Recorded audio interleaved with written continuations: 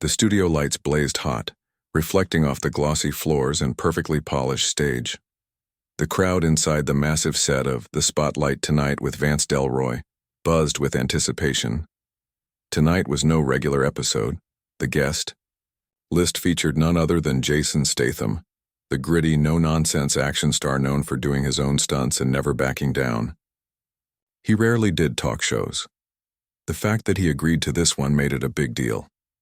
Backstage, Jason sat quietly in his dressing room, flipping a small silver coin between his fingers, a habit he'd picked up while filming one of his thrillers. His face was calm, but his eyes were locked into a stare that cut through the mirror. He wasn't nervous. He was calculating. Jason hated nonsense, and he'd heard things about this host, Vance Delroy. Vance was known for being cocky. Too cocky. He'd made a name for himself by throwing snarky one-liners at celebrities and putting them on the spot with invasive questions. People called him the late-night roaster, and he wore that title like a crown.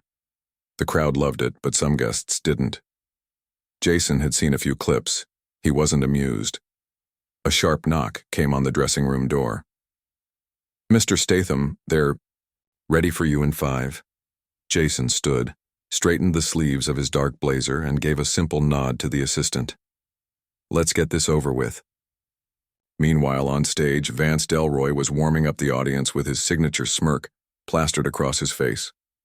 Tall, lean, with gelled hair and teeth too white to be real, he oozed fake charm and confidence.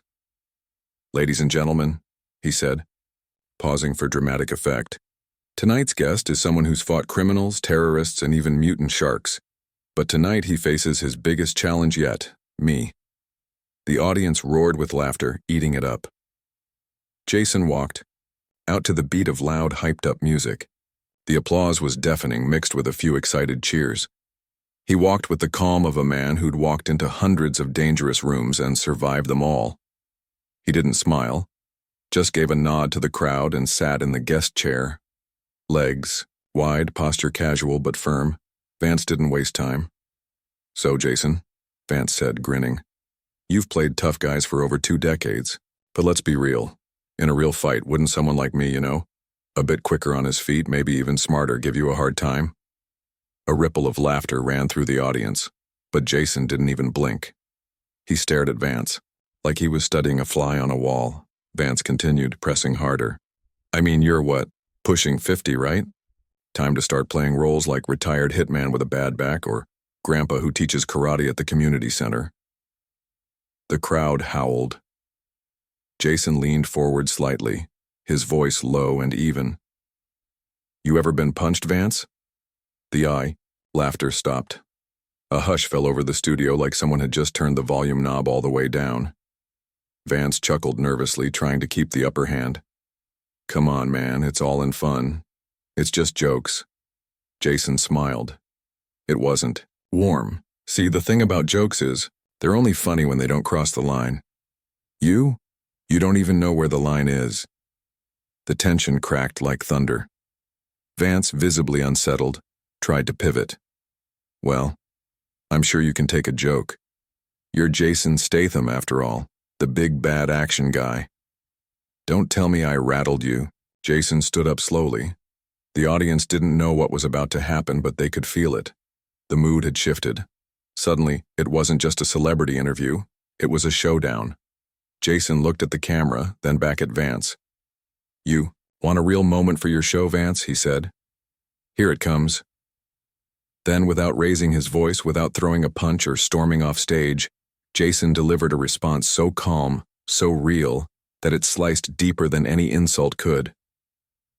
Jason turned his full body toward Vance, settling into a posture that oozed control, not aggression. His voice dropped even lower, almost like he wanted the audience to lean in. And they did. "You know what the problem with your kind is?" Jason said. "You build your name by tearing other people down. You sit in that chair, behind your cameras, and you think it makes you untouchable. Safe. Like you're above the people you mock. But the truth is you're just scared. Scared to be forgotten. So you poke and prod, hoping someone like me will explode. That way you can ride the moment into another viral clip." The silence was deafening. Jason didn't stop. You think being clever means being cruel, but there's a difference between being witty and being weak with a mic. Vance shifted in his chair. The smirk was gone now, replaced with something that looked a lot like discomfort. His cue cards trembled just slightly in his hand. The crowd was watching, but they weren't laughing anymore. Jason leaned in, eyes locked with Vance's. You're not funny, mate. You're predictable. I've worked with killers more charming than you. A gasp. Someone in the crowd even muttered, Damn. Jason turned to the audience now, his voice carrying more emotion. And let me tell you something else. I've been through worse than a cocky little host. I've been broke, I've been beaten, I've walked into casting offices and had people laugh at my accent, say I'd never make it, said I looked too rough, talked too fast, wasn't marketable. I fought for every scrap I have, nothing was handed to me. So when I see people like him, he jabbed a thumb at Vance, who get a fancy desk and a camera and think, it makes them important, I don't get mad, I feel sorry for them. Vance finally tried to push back.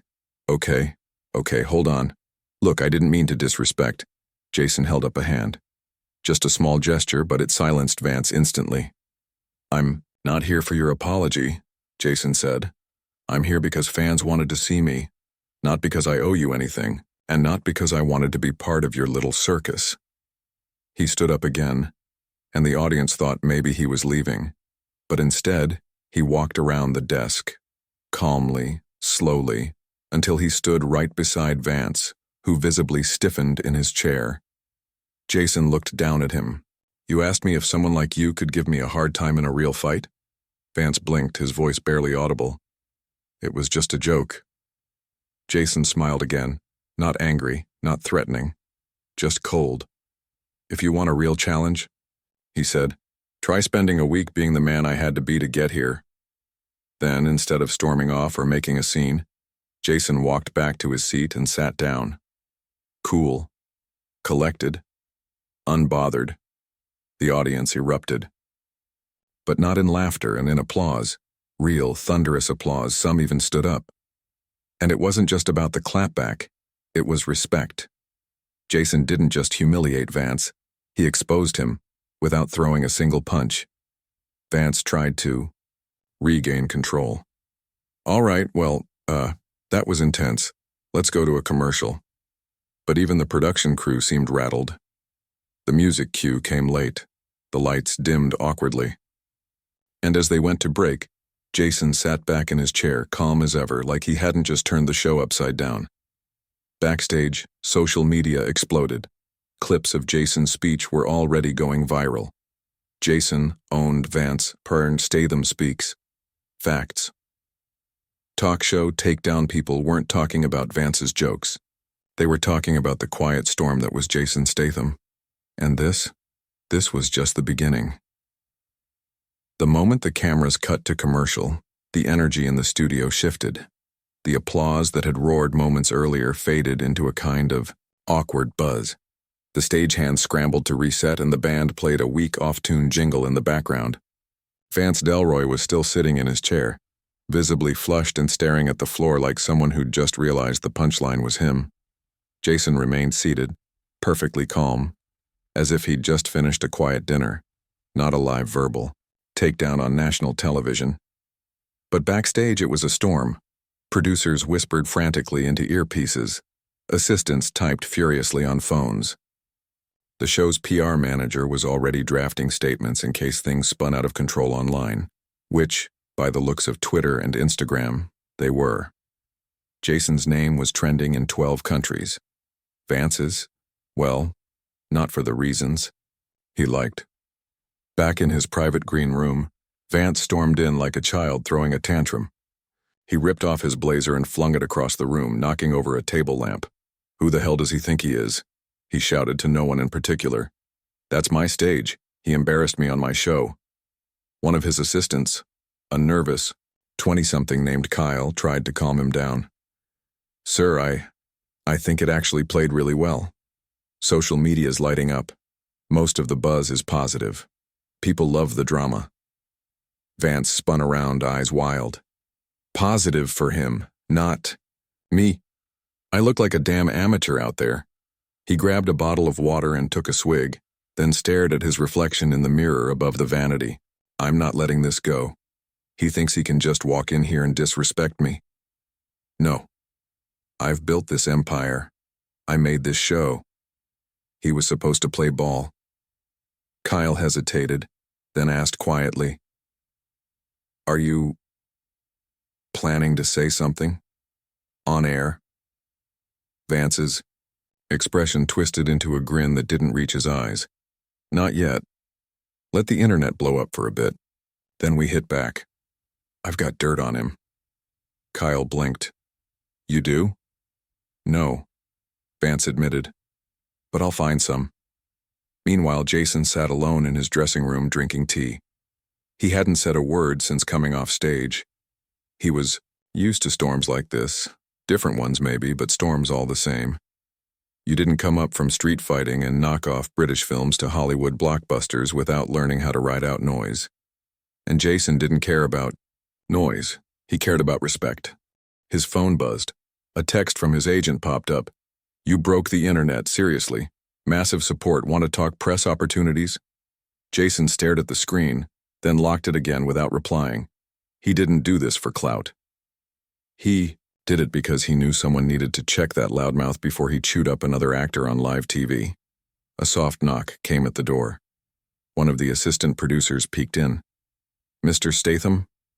Vance would like to speak with you. Privately, Jason raised an eyebrow. Would he now? He says it's about smoothing things over. Off camera. Jason finished his tea, set the cup down, and stood. All right, let's see what he's got to say. He followed the assistant down the hall. People stopped talking as he passed. Some gave nods of respect. Others simply stared, eyes wide. Inside the conference room, Vance was already seated, legs crossed, pretending to be calm. When Jason entered, Vance stood up quickly and offered a handshake. Too fast, too eager. Jason didn't take it. Cut the performance, he said.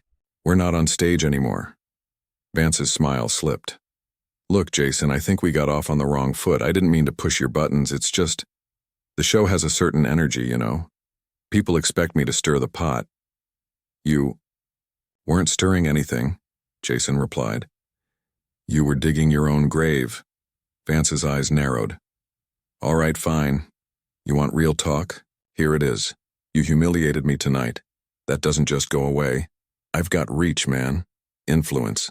You should have played along. Now you've made an enemy. Jason took a step closer, not threatening, but just enough to make the air shift. I didn't come here to make friends, he said. But if you think influence makes you powerful, then you've already lost. Because all it takes is one moment. One, where people see through you, and that power disappears. Vance stared at him, speechless. Jason walked to the door, then paused. Be careful what you start, he said over his shoulder, because I don't finish things politely. Then he left, the sound of the door clicking shut ringing louder than any insult ever could. The next morning, the tabloids were on fire. Jason Statham allegedly, storms offset, after explosive outburst. Insiders say, Statham threatened popular. TV host backstage. Vance Delroy shaken after confrontation. Sources claim violence was imminent. It was everywhere, the kind of narrative that twisted truth just enough to turn it toxic. Photos of Jason walking backstage with a serious expression were being used to suggest he was unhinged. Some anonymous quote was floating around, supposedly from a crew member saying Jason looked ready to hit someone. None of it was true, but the damage, that was real. Inside a glass-walled office on the top floor of a media agency, Jason's longtime publicist, Naomi Graves, stood in front of a wall of TV screens all blaring different versions of the same spun story. Her jaw clenched as she watched one particular panel show suggest Jason had intimidation issues and a history of aggression. Jason sat across from her, unfazed, his arms folded. He really thinks this is going to scare me? Naomi turned, her eyes blazing. It's not about scaring you, Jay. It's about narrative. People don't need facts, they just need a story that feels true. And Vance, he's feeding them a script and the public is biting. Jason rubbed his jaw thoughtfully. So what's the move? She grabbed a remote and clicked the main screen. A paused video appeared, grainy behind-the-scenes footage from the set taken from a hidden corner. Naomi hit play. It was raw, unedited, and damning. For Vance. The clip showed the moments before the segment aired, Vance pacing back and forth, rehearsing cruel jokes with his writers, laughing about how far he could push Jason before the bald brute snaps. It showed him bragging about using the show to provoke celebrities just enough to milk reactions. Then came the kicker. In the clip, he actually said, "If he hits me on air, I'll sue him and get a Netflix deal out of it." Jason whistled low under his breath. "He was trying to bait me," Naomi nodded. "And you didn't fall for it, which is exactly why we're going to bury him with this." Jason looked at her quiet for a moment. "You sure this won't backfire?" Naomi crossed her arms. "Let me be clear. You didn't humiliate that man. You exposed him. The world's just a little slow to catch up. We dropped this video through an anonymous source. Let it go viral and you don't say a word. No interviews, no comment, silence." Jason smirked. "Silence is more dangerous than shouting." "Exactly," Naomi said. "He turned this into a game of reputation. But we've got the ace." Within hours, the clip was leaked to a small, indie entertainment blog, the kind known for uncovering real stories behind celebrity headlines. They posted it with the headline, "Exposed. Vance Delroy's hidden mic captures him, plotting to provoke Jason Statham." It spread like wildfire. Reddit threads exploded. Fans who had doubted Jason flipped instantly. Hashtags started trending again. But this time they weren't kind to Vance. Vance the Vulture dust Team Jason talk show set up by. That evening, Vance's PR team was in full panic mode. He went live on his Instagram to clear the air, but it backfired. Hard. His usual charm came off as smugness. The comments tore him apart. Sponsors began distancing themselves. Jason, meanwhile, was silent. Not a tweet, not an interview, not a peep. He went to the gym. He trained.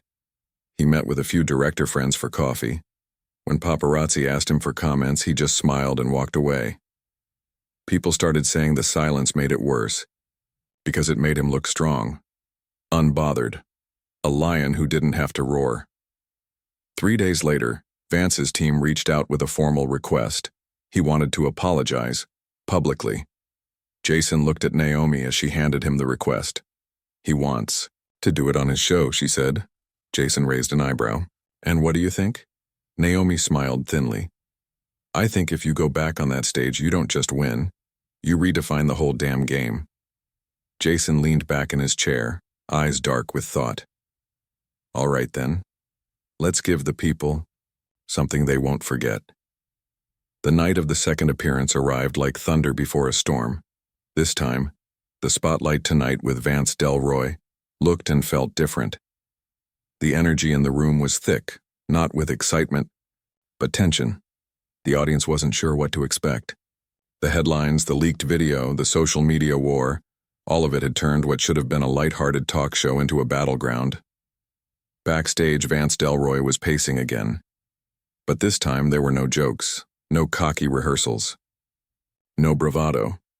His producers had warned him. Ratings were at risk, advertisers were twitchy, and public sentiment had shifted. His brand had gone from clever to conniving in just under 72 hours. He straightened his tie, took a long breath, and tried to tell himself he was still in control. But in walked Jason Statham, and just like that, all the air in the room shifted. He was wearing the same calm expression, same solid black jacket, same measured stride. But now the crowd didn't see him as just a guest. They saw him as a reckoning. Vance rose from his chair as the cameras rolled, plastering on a smile like it might save him. "Ladies and gentlemen," he said, trying too hard to sound upbeat, "please welcome back the man who's taken the internet by storm, Jason Statham." The applause was louder than before, not the usual forced clapping. It was sharp, focused. Everyone wanted to see how this would play out. Jason walked out slowly, took his seat, and didn't even glance at Vance. Vance cleared his throat. "Jason, I want to start by saying, I owe you, and the audience, an apology. Jason looked at him now. Just a glance. It was enough to make Vance stumble over his words. The things I said last time, the way I tried to provoke you, that wasn't about comedy. It was about ego. And I let that get the best of me. The crowd was silent. Jason sat forward a little, speaking into the mic for the first time. You let your ego get the best of you, he repeated slowly. That's one way to put it. Vance tried to smile. I guess I forgot that real strength isn't measured by who can make the best joke, but by who can take one. Jason shook his head calmly. No, that's not what this is about. You didn't forget anything. You knew exactly what you were doing. You used people, me, others, to stay relevant. And when the game turned on you, you wanted forgiveness, not accountability.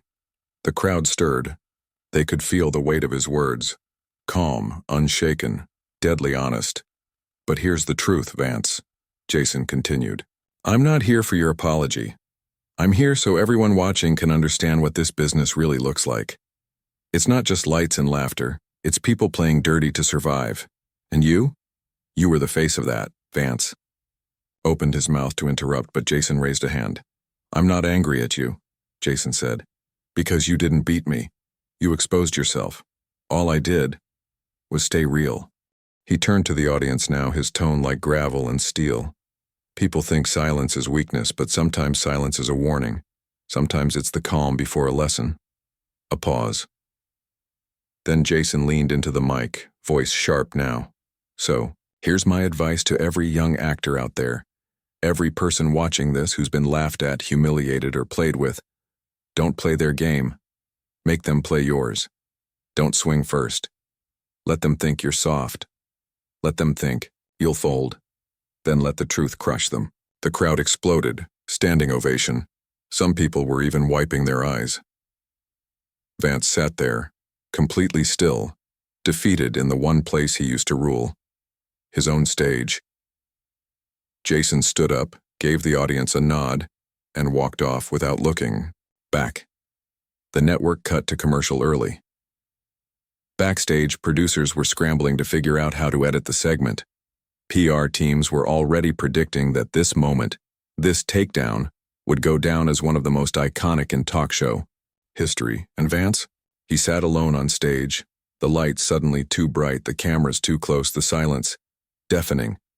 The fallout came fast and heavy, like a wave crashing through glass. The morning after Jason's return to the spotlight tonight, the media was ablaze. But this time the headlines painted a very different picture. Jason Statham delivers one of the coldest, most powerful moments in talk show history. The day. A movie star taught Hollywood what class looks like. Vance Delroy. Is over. Viewers turn on host after failed redemption attempt. Clips from the show racked up tens of millions of views within hours. Everyone was talking about the moment, when Jason leaned into the mic and told a generation to stop playing someone else's game.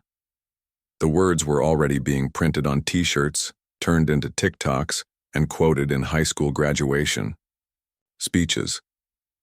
Meanwhile, Vance's world was crumbling. The network called an emergency meeting. 3 of his biggest advertisers, including a major streaming platform, pulled sponsorship, citing misalignment with brand values. The producers, who once kissed the ground he walked on, now sat with arms crossed, exchanging looks like parents fed up with a child's tantrums. You've become a liability, Vance, the executive producer said. We gave you a platform. You turned it into a punching bag. Vance sat at the head of the long, glossy table, pale and hunched. His usual swagger was gone. He looked tired, older, smaller. I built this show, he said quietly. And now you're burning it down, someone snapped. It's not just the Jason thing, it's everything. The arrogance, the backstage meltdowns, the forced drama, people are sick of it.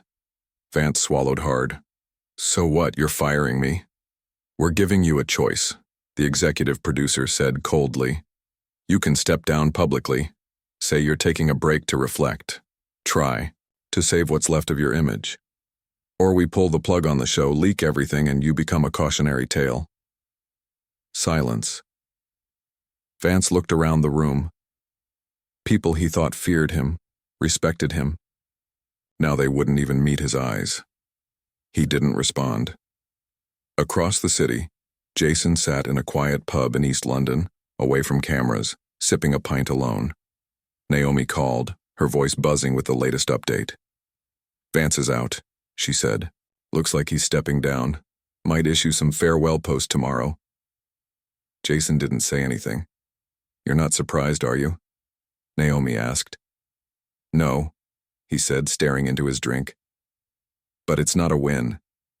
It's just necessary." Naomi exhaled. "I gotta be honest, the industry needed this." "You said what half of Hollywood's been too scared to say." Jason shrugged. "I didn't do it for them. I did it because no one should get away with humiliating people for sport. Fame doesn't give you permission to treat people like props." She paused. "You're getting offers, by the way. Late-night shows, docuseries, even motivational speaker stuff. People want more of this version of you." Jason chuckled, shaking his head. "Let 'em want. I've said what I had to say." Then, after a pause, he added, "But if there's a story to be told, I might just produce it myself." Back at the network, Vance walked out of the studio for the last time, passing by his own portrait framed on the hallway wall. He stopped, looked at it for a long moment, the frozen image of his cocky grin, and then kept walking without saying a word. By the next morning, the news broke. Vance Delroy steps down from Spotlight tonight. After controversial season, Jason didn't post about it. He didn't gloat. He didn't comment. But the silence said everything. The buzz didn't die down. It evolved. Jason Statham's name wasn't just trending anymore. It was orbiting in a whole new layer of cultural relevance. He had unintentionally become a symbol, not of action films or stunts, but of quiet resistance, of dignity in an industry that had forgotten the value of it. But Jason? He wasn't sure he wanted any of that. He sat at home in his London flat, away from the spotlights, his phone on silent and the blinds drawn. On the coffee table sat a thick stack of new offers: talk shows, docuseries, book deals titled things like The Power of Silence and Lessons from Statham. One even proposed a limited series where Jason would mentor younger actors on integrity in Hollywood. He hated the idea. He wasn't a preacher. He wasn't trying to be a role model. He was just a bloke who'd grown tired of the way people were getting chewed up and laughed at for sport. Naomi showed up unannounced, as she often did when Jason retreated too long into his cave. "You've got the power now," she said, throwing her coat over a chair. "People are listening. You can reshape the narrative of this whole business." Jason poured her a drink. "I don't want power. I want peace." Naomi took the glass, then sat across from him. "Peace doesn't last long in a place like this. Not unless someone protects it." He studied her for a moment. "You think that's me?" "You already did it once," she replied. "And look what it changed." Jason leaned back in his seat. "That wasn't planned. I didn't come in with a message. I came in with truth. If I start packaging it, selling it, turning it into episodes, it loses something." She nodded slowly. "So don't sell it. Do something real with it." He raised an eyebrow. "Like what?" She reached into her bag and pulled out a script, thick, slightly weathered, with the title, The Broken Mic. "It's about a veteran talk show host who built his career. Humiliating guests," she said. "And the actor who doesn't play along." Jason laughed under his breath. "That's on the nose. It's not your story, but it's the world's story, a reflection, and you wouldn't be playing yourself. You'd be behind the camera, producing, guiding, maybe directing." He flipped through a few pages. The writing was sharp, raw, not flashy, just real. Naomi sipped her drink. "You want to disappear quietly? I'll back you. But you step into this? You'll make more than a film. You'll make a statement." Jason stared at the script for a long time, his fingers tracing the edge of the page. Later that week, the entertainment press exploded again. Jason Statham, set to produce controversial new drama, The Broken Mic, based on real industry toxicity. Social media went feral. Some praised him. Some accused him of cashing in. But the truth was, Jason hadn't taken a single dime for the script. He was funding it himself. Quietly. On his terms. He handpicked the director, an indie filmmaker who'd been blacklisted for calling out execs years earlier. He cast a young unknown actor in the lead role, someone raw, with nothing polished about him, and he refused to make it pretty. No big budget explosions, no fancy filters, just sharp dialogue, long silences, and truth that cut. The industry was shaken before the cameras even rolled. Meanwhile, Vance Delroy had vanished from public life. No press, no podcast comeback, not even a cryptic Instagram post. Rumors swirled. He'd moved to Italy. He was in therapy. He was working on a memoir. No one knew for sure. But what people did know, what they remembered, was the moment Jason flipped the script, and now he was about to do it again, not with fists, not with fire, but with film. The premiere night of The Broken Mic was unlike any red carpet Hollywood had ever seen. No flashy promo posters, no oversized sponsor logos, no forced smiles. Instead, the lights outside the vintage art house theater in downtown Los Angeles were dimmer, warmer. The carpet wasn't even red, it was gray, modest, honest. The tone was clear. This wasn't about glamour. This was about truth. Jason arrived alone. No entourage, no publicist, no designer suit with $1,000 name tag. Just a dark jacket, black shirt, and the same unshakable calm that had turned him into an accidental symbol of resistance. Inside, the theater was packed. Not with the usual studio execs or red carpet influencers, but with artists. Real ones. Directors blacklisted for speaking up. Writers whose scripts were once too real for Hollywood. Even a few former talk show guests, actors, musicians, and comedians who'd been chewed up by shows like Vance's, now sitting quietly in the front row. The film started. From the first scene, The Broken Mic pulled no punches. It told the story of a smug, fame-hungry host who built a career by tearing others down. But it wasn't a revenge fantasy.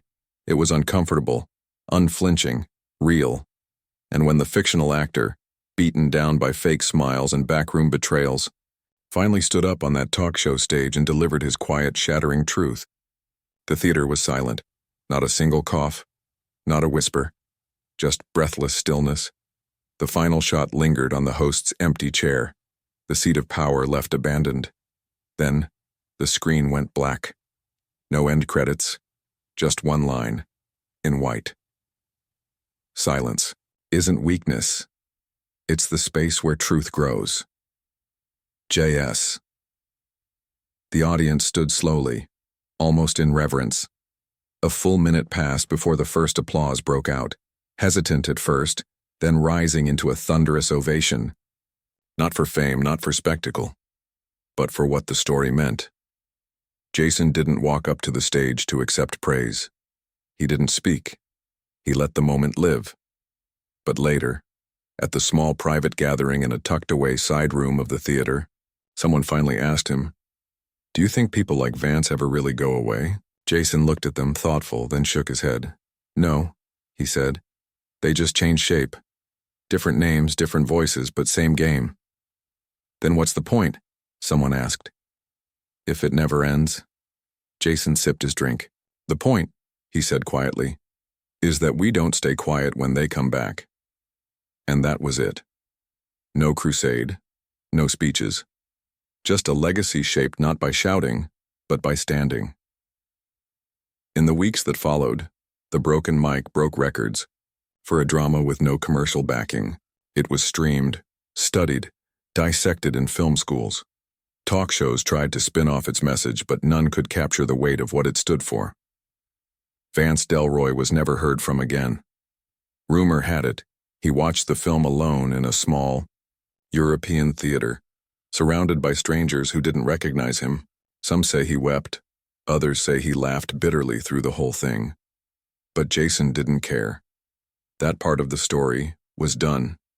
He went back to his life, simpler now, quieter, but respected in a way few stars ever are, not as a legend of violence, but as a man who knew when to say nothing and when to say everything.